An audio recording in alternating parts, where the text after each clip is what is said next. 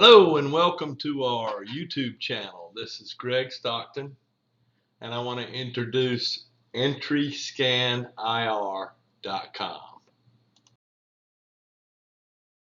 To do this, we'll go with fever screening at your facilities. This is a long-running series of webinars that we're putting on, and I really only want to make a couple of points on this first small short video. My name again is Greg Stockton, and I've been doing infrared thermography for over 30 years, and before that, working in mostly facilities engineering. On September 16th, the CDC and the White House introduced a document called Opening Up America Again, which was guidance for employers basically from the government, but it's a document that has a couple of points about what employers should do and citizens to keep down the COVID-19 infection. You can read these or pause this video to read them, but basically the idea is you need to separate people, check their temperatures and make sure they don't have a fever, and watch what happens and report all types of positive tests. Temperature checks are where thermal imaging comes in. Now, this is one type. There are several types of systems used for fever screening. Basically, fever screening is measuring the temperature of the skin, a face, and in particular the canthus of the eye, and quickly evaluating whether the people that are in the picture, the infrared picture, should be pulled away and given a thermometer to see if they have a fever. Now, this requires pretty high resolution system, and it also requires that the people that are doing it know a little bit about what they're doing. If you notice the map, when you come into a high flow system like an airport or even a big factory, as you go around, you're equilibrating the temperature of all the people inside, and then they pass through the scanning device, which is completely passive. It's just looking at your temperature. And if you don't have a fever, obviously you just go right into the building or the plant. If you do have a fever or it's indicated, then you go to a fever screening secondary fever screening section, and you give them a thermometer. And at that point, if you pass, then you go into the facility. If you don't, then you go out of the building.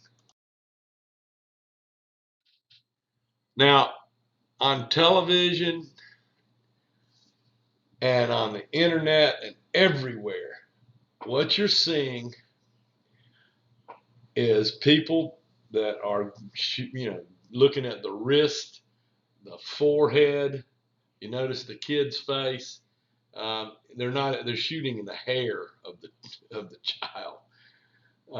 The lady on the bottom left has got a small camera. She's far away from it, and it's reading 89 degrees. Very good. Like, what's wrong with this picture? Well, these are like temperature guns, spot radiometers more technically. But, looking at this picture, you can see it's frozen outside. Do you think that maybe his temperature is going to be lower than what it actually is? This is something, if you're a business owner, this is something you're going to see very, very soon. There are already articles out about this, but it'll get more and more. These guns are very, very inaccurate, and the procedure for doing it is all wrong. Let me just go through what's wrong with it. They're notoriously inaccurate, and they also break the 6-foot standoff distance. The environment outside has to be a place that is a conditioned space. You can't do this when you're entering through a gate somewhere and give it to the guard to do that. That is going to give you inaccurate, low readings all the time, and you're not going to catch the people that have a fever. The idea is that if you have a fever, you're going to show up in this scan. If you have COVID-19, then you're going to have a fever. Now, there is a space in there, a couple of weeks, when you may be asymptomatic. A person's going to be asymptomatic. And that is why this is not a perfect application, but it's the best that you can do.